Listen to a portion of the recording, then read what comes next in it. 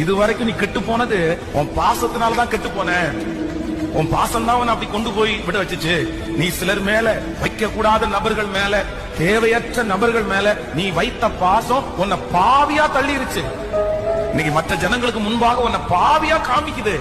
அது ரொம்ப ராங். அது ரொம்ப ஜீவ புஸ்தகத்துல இருந்து என் பேரை இப்ப எந்த ஜனங்களுக்காக ஜீவ புஸ்தகத்துல இருந்து என் பேரை கிறுக்கி போடுங்கன்னு சொன்னாங்களோ அந்த ஜனங்கள் தான் கானானை பார்க்க விடாம அவர் தடை பண்ணிட்டாங்க. அப்போ மனிதர்கள் மேல, சகா மனிதர்கள் மேல நம்ம வச்சிருக்கிற பாசம் ஆண்டவருடைய சித்தத்தையே மாற்ற மாதிரி கொண்டு விட்டுற கூடாது. நிறைய பேருடைய பாசம் ஜபத்தை மாத்துது தெரியுமா? அது ரொம்ப கொடுமை. அவனுடைய முடிகள் எல்லாம் எடுக்கப்படும் போது அவன் தரையில இல்ல, பாயில இல்ல, வேதம் சொல்றது அவருடைய மடியில படுத்து கிடந்தான. அப்போ இந்த ஃபேக் லவ் எந்த அளவுக்கு அந்த அன்பு அவனை சுருண்டு படுக்க வச்சிருச்சு பாருங்க. சில நேரத்துல நம்முடைய வாழ்க்கையில ரொம்ப கவனமா இருக்கணும். தவறான அன்பு உங்களுக்கு ஆரம்ப